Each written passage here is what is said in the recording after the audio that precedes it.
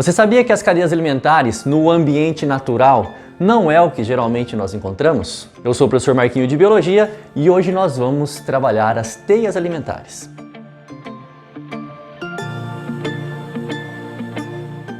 É bem por aí, pessoal. As cadeias alimentares, elas são apenas um esquema, uma representação linear de partes daquilo que existe no ecossistema. No ambiente natural, nós não encontramos somente aquela situação capim, boi, homem, ou capim, pardal, gato, cobra. Os seres vivos, eles não têm uma alimentação tão restrita quanto a gente imagina.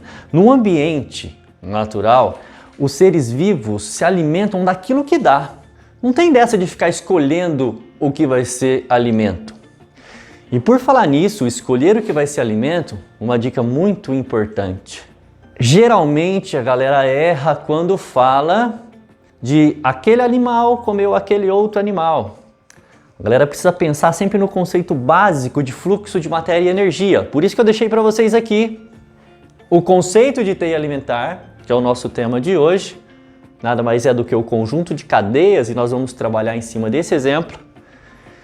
E aquele conceito que nós destacamos na aula de cadeias alimentares, na primeira aula de ecologia. Quando eu falo para vocês que essa transferência de matéria e energia ocorre de um nível trófico para outro nível trófico. Professor, o que é nível trófico? Nível trófico é o nível de alimentação daquele ser vivo ou daquele grupo de seres vivos, tá? Matéria, por exemplo, a transferência da matéria ao longo de uma cadeia alimentar, de um ser vivo para o outro, acontece de forma cíclica.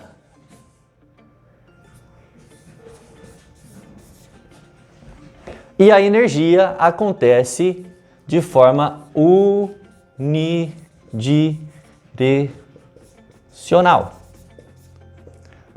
O que eu quero dizer aqui?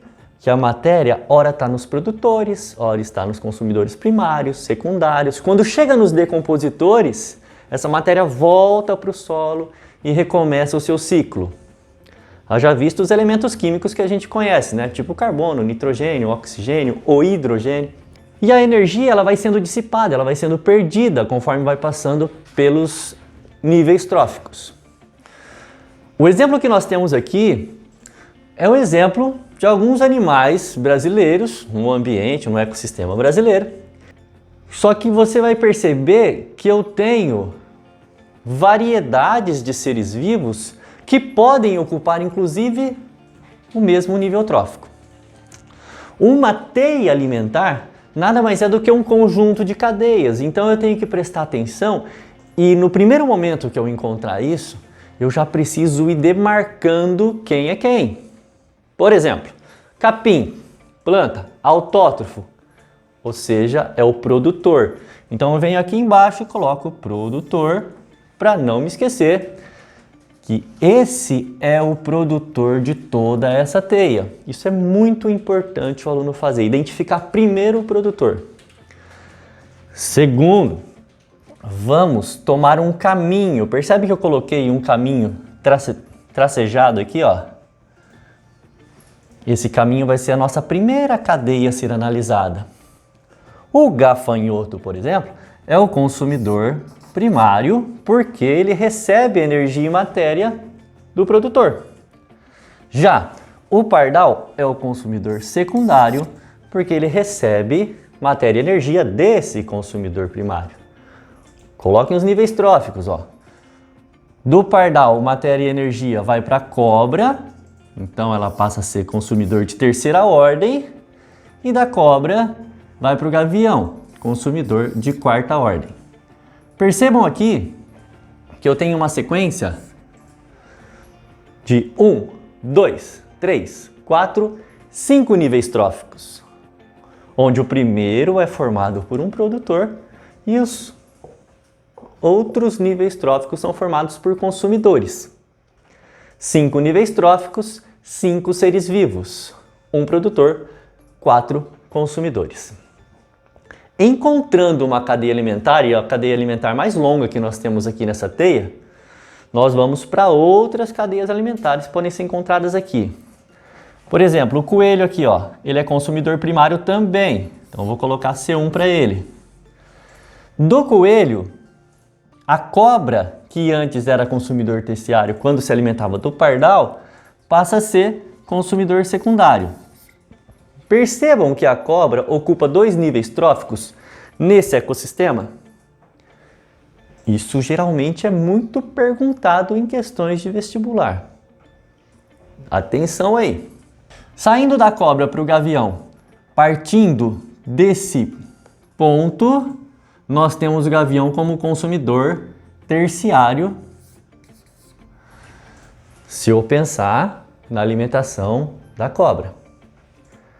Continuando aqui desse lado, coelho, consumidor primário, se ele for alimento, se ele mandar energia e matéria para o gavião, serviu de alimento para o gavião é C2. Olha a quantidade de níveis tróficos desse gavião, 3 níveis tróficos. E o lobo-guará, consumidor secundário aqui, pensando nessa alimentação. Toda teia alimentar, quando a gente encontra ali no enunciado de um exercício, ela pode apresentar para a gente novos caminhos de alimentação. Você não precisa se preocupar em criar novos caminhos, a não ser que a questão peça isso para você.